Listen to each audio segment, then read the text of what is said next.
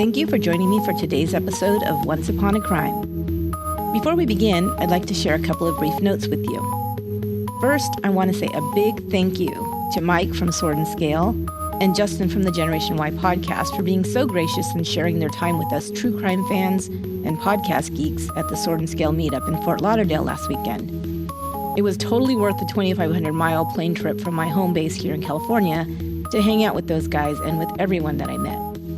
And I also want to say hello to my new cool blogger friend, Aurelia. You can check her out on Twitter at Aurelia305. And if you haven't listened to the true crime podcast Sword and Scale or Generation Y, I highly urge you to do so. They are two of the very best podcasts out there, in my opinion. Second, if you're listening to this podcast in real time or soon after it drops in early July, you've probably heard the news about Adnan Syed's being granted a new trial.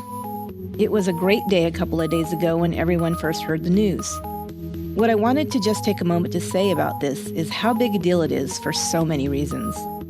First, what a victory to give hope to so many who may be unfairly incarcerated and are working so hard to clear their names and gain their freedom. Also, to me, it is such a thrill to know that it was partially achieved through the power of podcasting. Adnan's case first came to light to the general public through the podcast Serial, and the cause was then taken up to free Adnan by his entire community, and also through podcasts like Undisclosed and Truth and Justice, among others.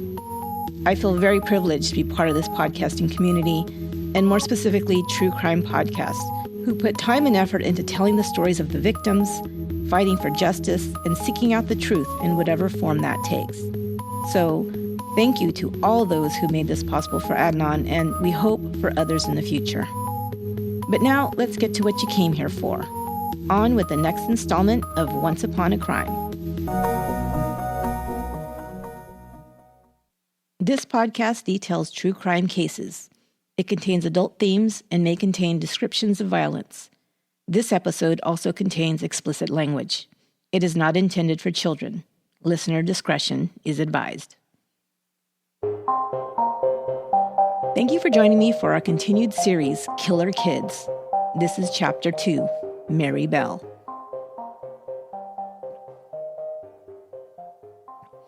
Mary Flora Bell was born May 26, 1957. She lived in northeast England in Newcastle upon Tyne. Her neighborhood was called Scotswood. The area where the Bells lived had not changed a whole lot since the war. It was quite a blighted area with many abandoned and crumbling buildings. Scotswood's children often played in the rubble unsupervised. This scenario is reminiscent of the type of environment young Jesse Pomeroy lived in way back in the late 1800s that I outlined in episode 5. There was a high number of petty crimes and public drunkenness attributed to the local population in Scotswood. Derelicts lived in the abandoned buildings that dotted the neighborhood. Mary, who was called May by her family, was 11 years old in the summer of 1968. Mary lived with her mother Betty and her stepfather Billy Bell, who married Betty when Mary was only a baby. Mary's father was never in her life, and there was even some dispute as to his name, either Jimmy or Johnny. Betty was only 17 years old when she gave birth to Mary. "Take this thing away from me," Betty was reported as saying when the newborn was placed into her arms for the first time. Mary's mother was often gone. She had a history of being flaky and unable to take care of her now 2 children. Mary's brother was born before Mary was 2 years old. Mary and her brother were often left with either her stepfather Billy or her maternal grandmother, her Aunt Kath and Uncle Jack, her uncles Isa, Audrey, and Margaret, and her Uncle Philip. They all loved Mary and doted on the beautiful little girl with the dark pixie haircut and the striking blue eyes. While Billy Bell was said to have been a decent man from a respectable family when he met Betty, and that he was always turned out or sharply dressed and handsome, by the time Mary was 11 years old, he was well known to police as a drunkard and a petty criminal. Betty was now attending the Delavelle Road Junior School. She was often seen with her friend and next-door neighbor, Norma Bell, who was no relation to her. Norma, at 13 years old, was 2 years Mary's senior, but often acted like the younger of the two. She was called Simple by her family and teachers alike, and probably was either mildly retarded or learning disabled in some way. In the late 1990s, the BBC aired a documentary on the Mary Bell case. In it, her now adult-age schoolmates recounted that many of the children were afraid of Mary. She was very aggressive and often acted out violently upon them when she was angry. She had choked children who had angered her and even stubbed out a cigarette on one child's cheek. She admitted to this, stating that the child had made her angry. On Saturday, May 11, 1968, a 3-year-old boy was seen with Mary and Norma. It is believed that they promised to take him to buy some sweets. Later that afternoon, he was found wandered, dazed, and bleeding. He was unable to tell anyone what had happened. The next day, a mother complained to a police officer that Mary had choked her young daughter while they had been playing together in the sand pit. The police officer took the complaint, but nothing further was done. He probably assumed it was just children having a playground spat. One of Mary's schoolmates, Pauline, recalled very vividly, 30 years later, her encounter with Mary. Norma pinned us down, and Mary had grabbed us by the neck and started strangling us. And then had a hand here, and she was getting the sand and then pouring at my mouth, and it couldn't go in quick enough, and she was trying to stuff her fingers down, basically, to get it further down. And obviously I was terrified. And I think Norma was a little bit frightened when she seen what Mary was doing, because Norma jumped up. And by that time, she had jumped up, and I managed to struggle and get free and run home. After the attack on Pauline, the police were called, but no further action was taken. Little Pauline had not told the full story. I was terrified of telling the police everything. I know I didn't tell them everything. I know I told them I'd been strangled, but I didn't mention the sand because I was frightened. I was frightened of that effects in case she got hold of us afterwards. And it haunts us. 2 weeks later, on Saturday, May 25th, a 4-year-old Scotswood boy, Martin Brown, was found upstairs in an abandoned building by 3 young boys looking for scrap wood. He was lying on his back with his arms outstretched, and blood and saliva was coming out of his mouth. The boys recognized him immediately. Electricians had been working on the house and were outside having their tea when the boys rushed out of the house for help. At the same time, while the police were still on the way to the scene, Mary knocked on the door of Rita Finley, Martin's aunt, who lived just a few buildings down from where Martin was found. She reported calmly that one of Rita's bairns, or children, had had an accident. Rita couldn't guess what Mary was referring to and told her she must be mistaken. Mary insisted that she come with her to see. Rita then saw a woman in the street frantically waving to her and ran toward the crowd she saw forming down the street. Mary was right beside her, pulling her along to show her the way. Rita pushed her aside when she saw a small child in the arms of a man at the top of the stairs. Martin was taken by ambulance to the hospital, but there was no signs of life in the little boy, and he was pronounced dead soon after arrival. Police investigated the scene and were stumped since there was no marks or other obvious signs of trauma on the boy.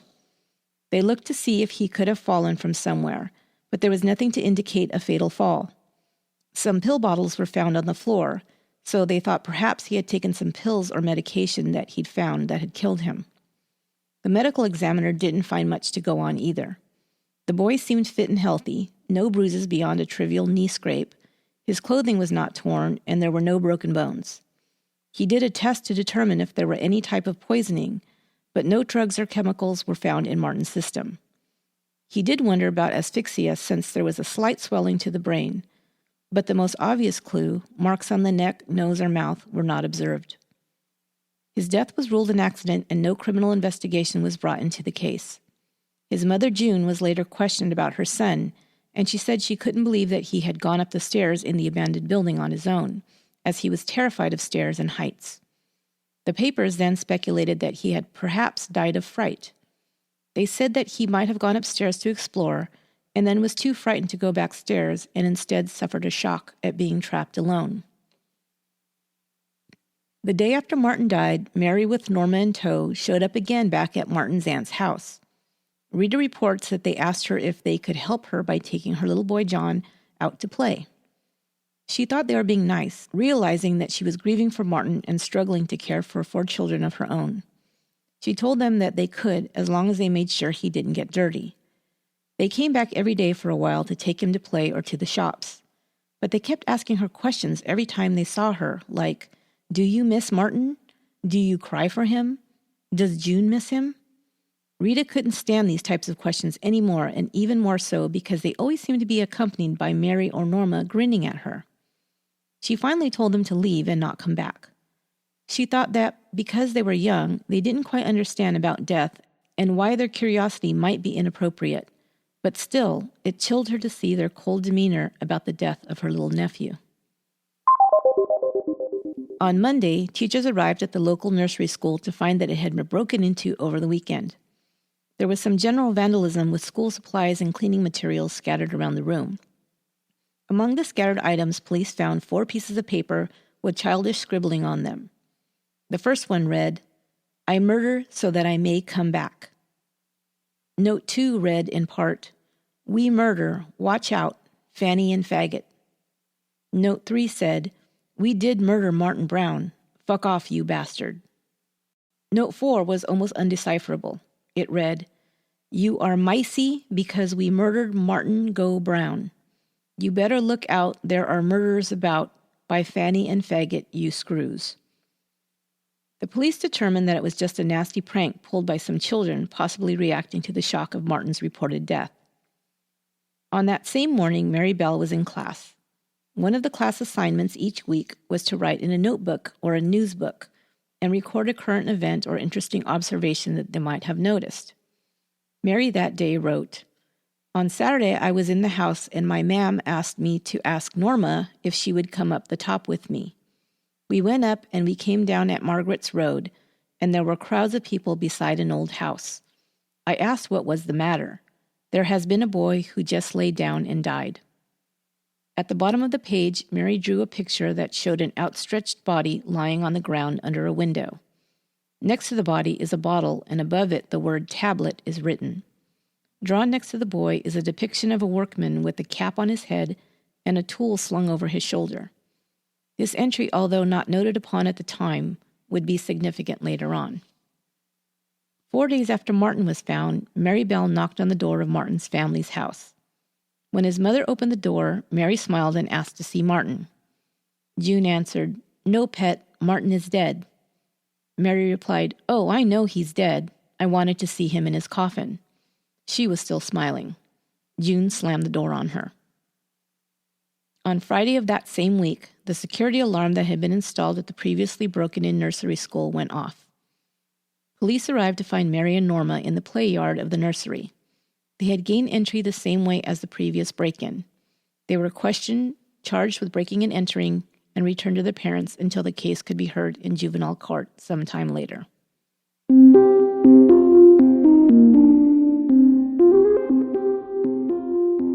Rita Finlay's young son, John, who Mary and Norma used to come and play with, was best friends with 3-year-old Brian Howe. On Wednesday, July 31st, John and Brian went out to play. Around lunchtime, Rita went to find the boys to bring John home for lunch. She found them at the construction site where an old building was being torn down. They were watching the demolition. Rita grabbed both of them, scolding them for being in a dangerous area and giving them each a spank on their bottom. She took them to her house and gave Brian a biscuit before sending him home for his lunch. She then gave John his lunch and put him to bed for a nap. A while later, Norma and Mary knocked on the door of Rita's house. Norma asked after John, saying, "Where's my boyfriend?" She always wanted to play with little John, and today Rita told her that John was down for his nap. The girls then left. Later, Rita would observe that if he had not been napping, she might have let him go with the girls, and it would have been him they took off. It is probable that after leaving Rita's house, Mary and Norma had come across Brian. Other children later reported that he had been playing in the street with some other children who were riding bikes. Mary and Norma, it is believed, asked Brian to come with them to play in a field known by the locals as the Tin Lizzie. The Tin Lizzie was about 500 yards of waste ground that was filled with oil drums, building materials, concrete blocks, and the like that the children sometimes used as a playground. Brian's stepsister Pat went out looking for him after arriving home that afternoon. She began asking the neighbors if they'd seen Brian. Mary Bell was sitting on a stoop with Pat's neighbor. "Are you going to look for your Brian?" Mary asked. When Pat said she was, Mary offered to go with her. Norma also joined them soon after. It was about 4 p.m. They passed over the railway bridge where they could look down into the Tin Lizzie, and Mary observed that Brian might be playing among the concrete blocks. Norma quickly disagreed. "Oh no," she said, "he never goes there." Pat agreed. Norma quickly split off to go home, and after a bit more searching, Mary's father called her for dinner, and she headed towards home. It was now 7:30 p.m. As the day turned into night, people were becoming more concerned about Brian, and the neighbors began to search in earnest. Brian was found around 11 p.m., lying between two concrete blocks on the Tin Lizzie. He was stretched out on his back. Some grass had been hastily placed over him as to conceal his body. There were scratch marks on his neck and face, some bloody froth at his mouth, and there were compression marks on his nose.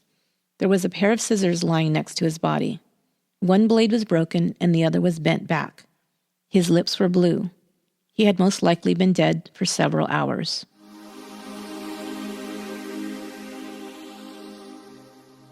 The postmortem examination would reveal other injuries. There were puncture wounds on his thighs and his legs. The compression wounds on his nose suggested that someone had pinched his nose together on both sides.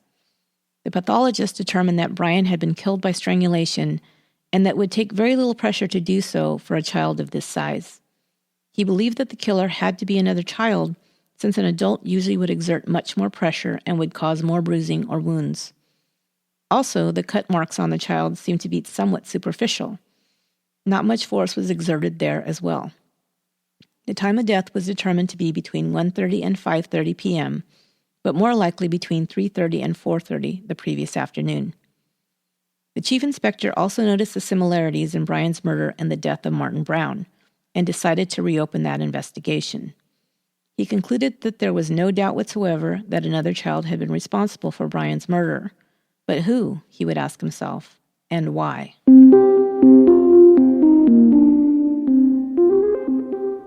Mary's mother, Betty, by all accounts, came from a close and loving family. Betty was doted on by her parents and siblings alike. Everyone notes what a pretty child Betty was. She sometimes exhibited odd behavior, but because she was so loved, her family mostly indulged her whims, passing them off as only a childish phase. For example, when Betty was about 5 years old, she began to refuse to eat. Her family bribed, begged, and pleaded with her to eat her food, and finally she relented, but only if her mother put her food in a corner for her behind a chair. She would hide herself away to eat. Later, she outgrew eating in corners on the floor, but would only eat if the family pretended not to see her eat, or if she could pretend to steal food.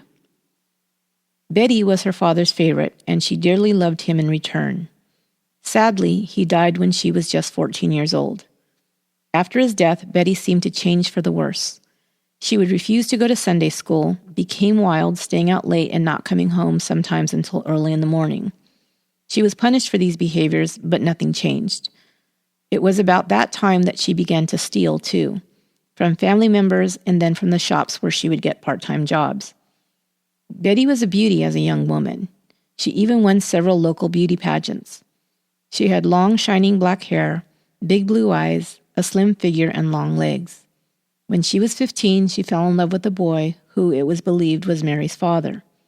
As previously mentioned, she became pregnant and gave birth to Mary at age 17.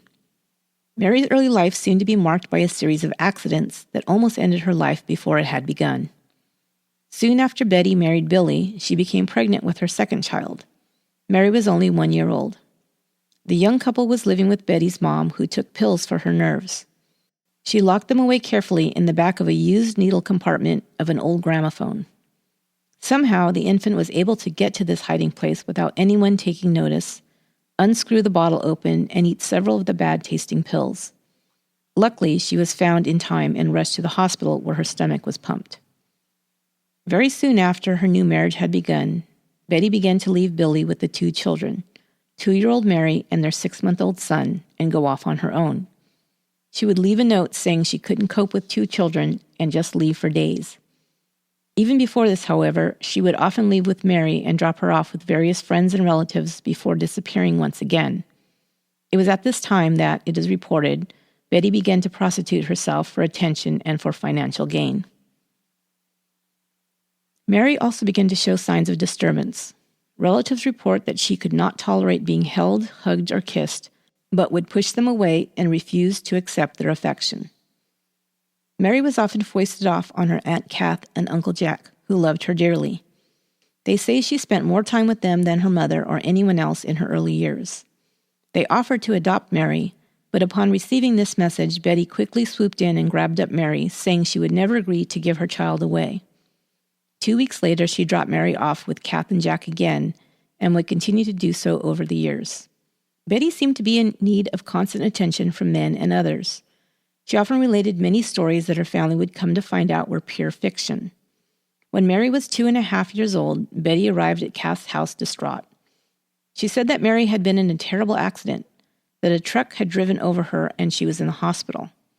Kath now lived about an hour away from Newcastle, and while she wondered why Betty had come to her house instead of staying at the hospital with her daughter, she was so upset that she didn't question her. Kath, not having a phone, quickly decided to go to Mary first thing in the morning. Before she could, however, a letter arrived from Betty saying that the story wasn't true, that Mary was not in the hospital, but that Betty had given her to another family, friends of Kath who had wanted to adopt Mary for some time. Kath then rushed the 10 miles to her friend's home, not knowing what to believe.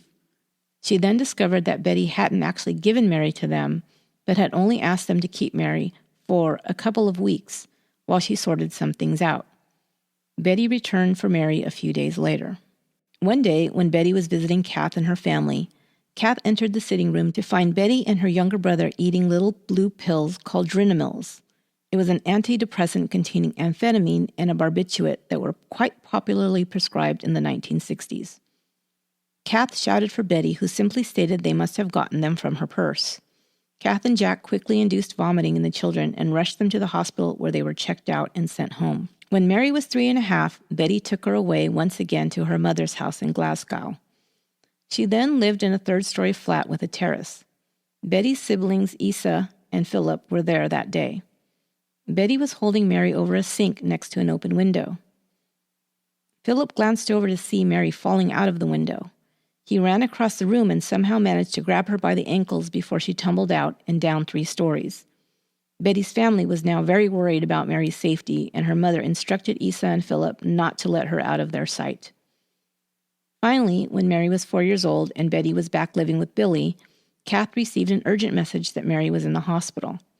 She had once again ingested pills, but now Mary was old enough to talk about the incident. Before Kath even got into the hospital room, Betty was outside saying, "Don't believe her. She says I gave her the pills." As soon as she had awoken from this poisoning, she began to immediately tell the doctors, "Me ma'am gave me the Smarties," and kept repeating it over for the next several days. "Once is an accident," one of her sisters said to Betty, "but 3 and now even 4 times is impossible." By the time Mary was school-age, she was well known to her teachers and administrators as a beautiful but rebellious child. They found her smart and amusing, but trying. She would sometimes lie under her desk, still as a board, and refuse to come out. She would punch, pinch, kick, and hit the other children in the schoolyard, and then be upset when none of the children wanted to play with her. She would tell tall tales, and her lies would be very inventive. She was a particularly clever child. She was also called cunning and crafty by her teachers. She seemed to crave attention, and when she couldn't get it by being good, seemed to go out of her way to be naughty. The investigation into the murder of little Brian Howe began, and the acting chief constable held several press conferences to keep the public informed. Parents were understandably panicked and wanted answers quickly.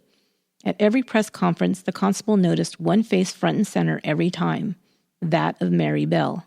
The investigators created questionnaires that were then distributed to the children of Scotswood and the neighboring vicinities, inquiring about any information they might have about Brian Howe, where he was that day, who he played with, if he was seen with anyone else, etc. Over 1,200 questionnaires were sent to children between the ages of 3 and 15 to have their parents help them complete. Any questionnaire that came back with any promising information was followed up on. They also followed up on those that came back with a question mark, either inconsistent statements or unclear answers. A few of the children's answers were followed up with several times, including Norma's and Mary's. On August 1st, the constable visited Norma's house for follow-up questions. He found a nice, tidy home and a warm and supportive family unit. He thought Norma's demeanor odd, however. Any question that was put to her was answered with a big grin on her face, as if it was all a big joke. Most children, when questioned, either seemed anxious, fearful, or at least serious. Norma mentioned being with Mary Bell at the critical time in question, between 3:30 and 4:30 on July 31st. So after concluding with Norma, they went next door to question Mary. At first, Billy Bell would not let them in. They quickly explained that if he didn't, they could compel him to bring Mary down to police headquarters to have her questioned there. When they were finally allowed entry, they found a much different environment from the home they'd just visited. Mary's house was peculiar, they remarked. It didn't seem like much of a home, nothing warm or inviting, but just a cold shell of a room. When asked if he was Mary's father, Billy Bell, as he often did, for reasons no one could guess, stated that he was not, but only her uncle. He said she only had a mother and she was away on business. After questioning Mary, the investigators remarked that she was the most evasive child they had ever come across. Instead of answering a question directly, she would often say yes and then no, or the other way around, and then go into a long-winded explanation that had nothing to do with the question that was put to her, until by the end, the investigators themselves became confused. The next day, the investigators returned to question Mary further. Because of her evasive answers, they thought that she might have seen something or know something that she was not saying. At this time, Mary said she remembered something. She said that she had seen Brian that day with a local boy, and she named the boy. She also said that she had seen this boy hit Brian around the face and neck. She continued by saying she had seen him playing with some scissors, and there was something wrong with the scissors, like one leg was either broken or bent. The scissors that had been found near Brian's body, that were bent in the way Mary described, had not been photographed or described by any of the newspapers. Now the investigators were very interested in Miss Mary Bell. Mary and Norma had changed their stories twice. When investigators went back to Norma and told her that they pretty much knew she had information about Brian Howe, she cracked. She began to cry and then told a story that implicated Mary in the killing of Brian.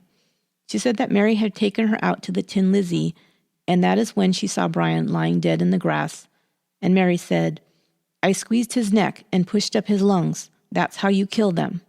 Keep your nose dry and don't tell anyone." They had her take them to the spot where she had seen Brian and describe how he was positioned.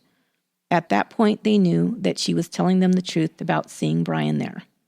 That evening, the investigators went to visit Mary Bell to take her to the station and conduct a formal inquiry. They woke her up, but said she seemed relaxed and confident as she accompanied them. A child psychologist was brought in to be present while Mary was questioned.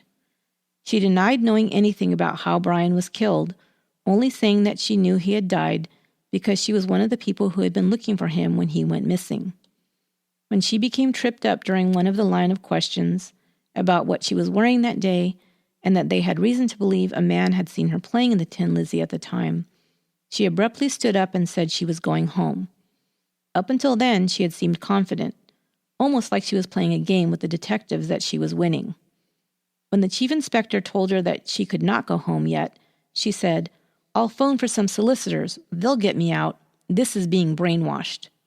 Quite a confident 11-year-old in the face of what should be an extremely frightening and stressful situation. The investigators were taken aback by her attitude. Later that day, Mary changed her story. Now she said she had seen Brian in the Tin Lizzie, but pointed the finger at Norma. Now knowing that both girls were probably involved, the chief inspector brought up the question of Martin Brown. He said he suspected that her and Norma were responsible for the break-in in the nursery and the "I murdered" notes found there.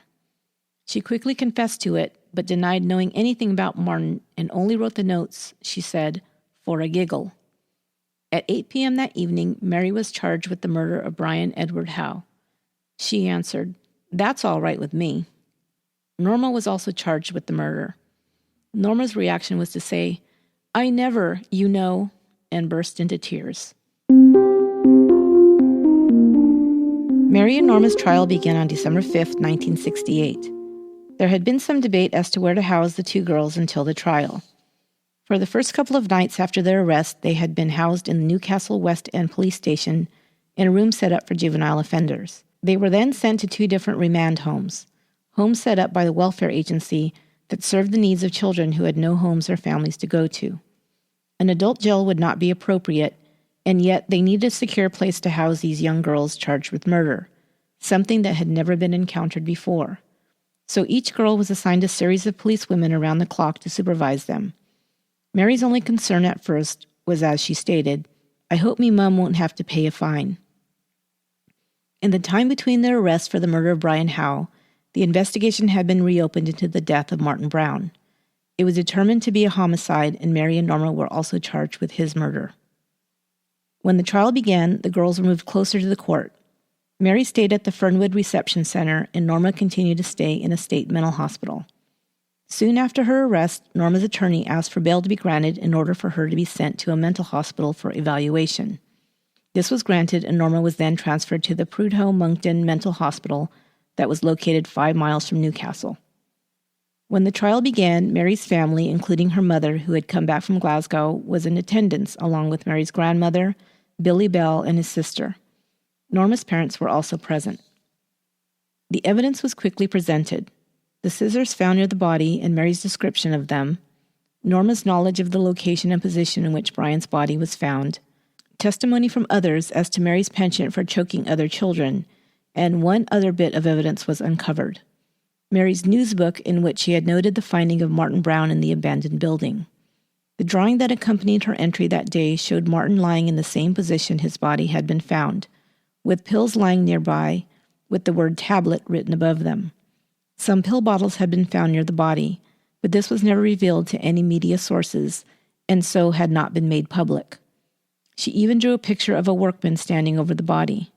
The boys who had found Martin did call to the electricians who were present near the building that day, but only the witnesses who found the body, or who had been there that day, would know that.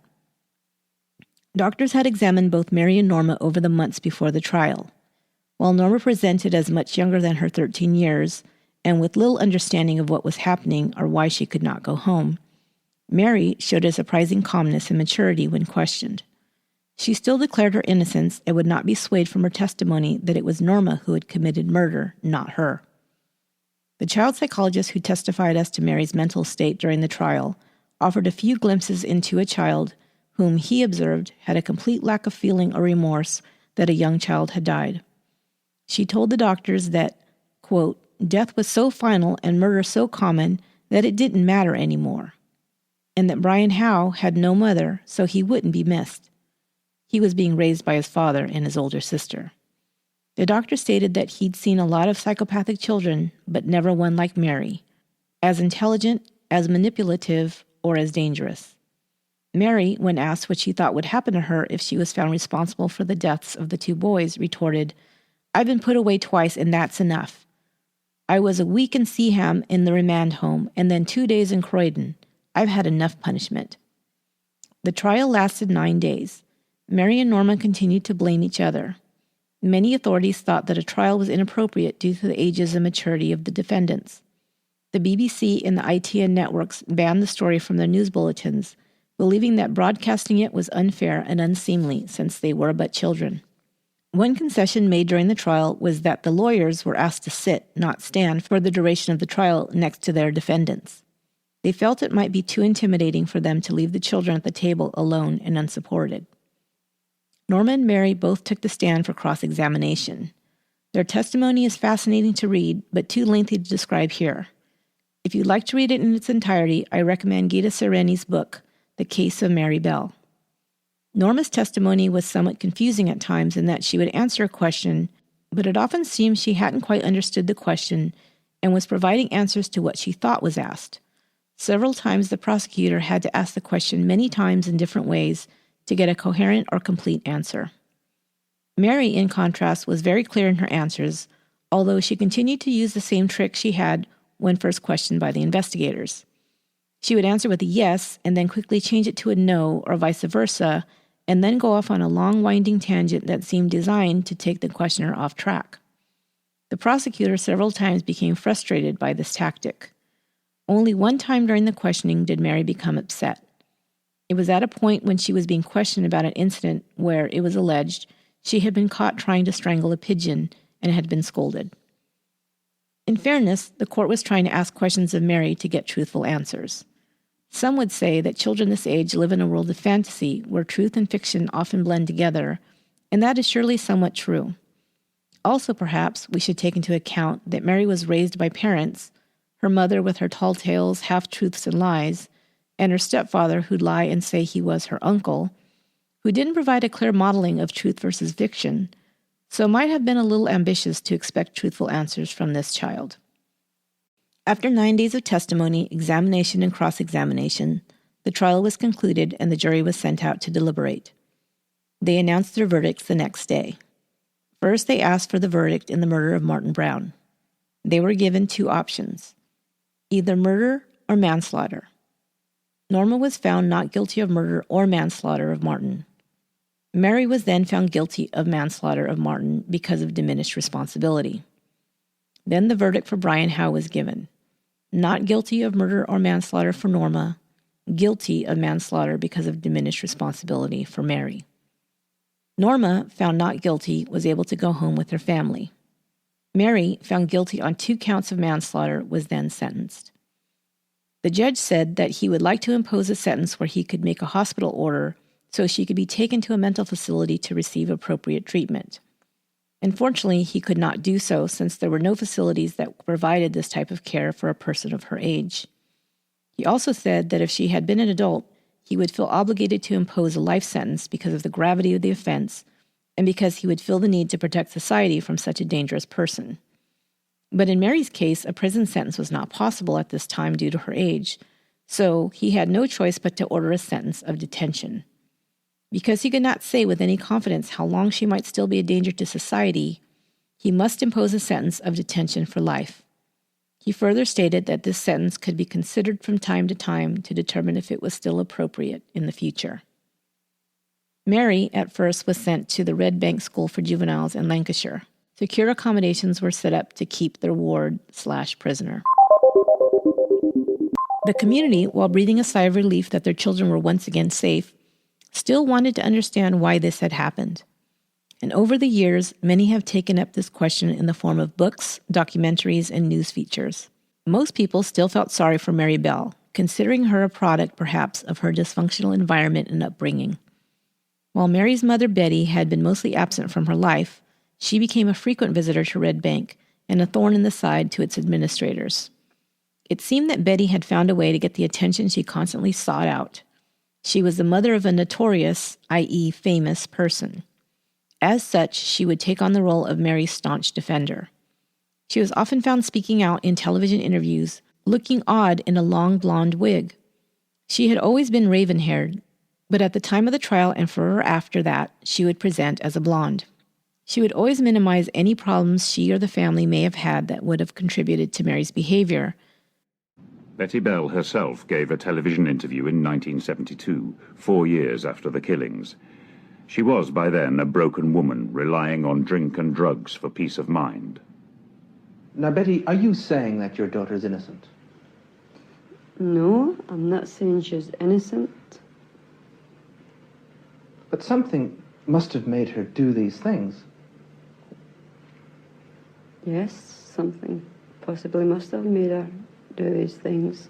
And what was it about her life and her family you think that could have driven her to these things? Maybe it's the arguments between my husband and myself might have had some inflict on her. I don't know. Have you been very despairing sometimes?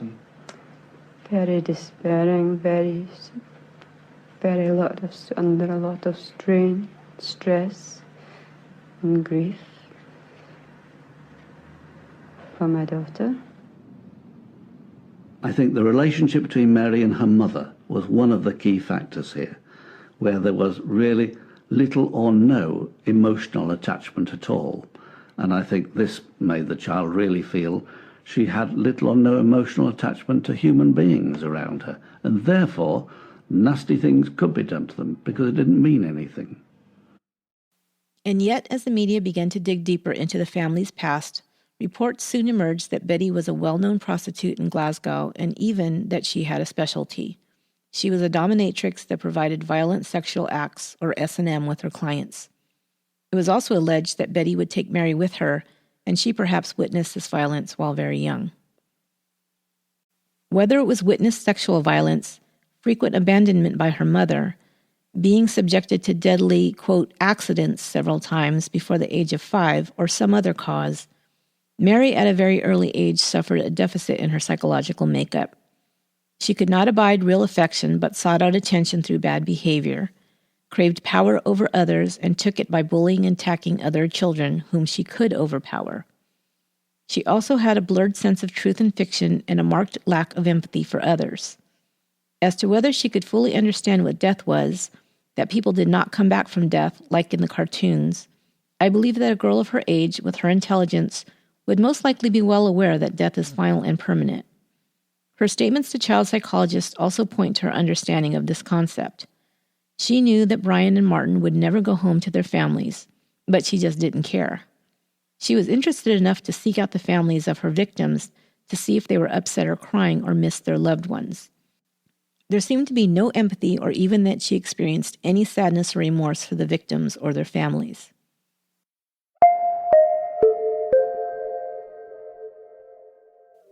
Mary spent 10 years at Red Bank School and then a remand home before being moved in 1978 to Ascombe Grange Open Prison.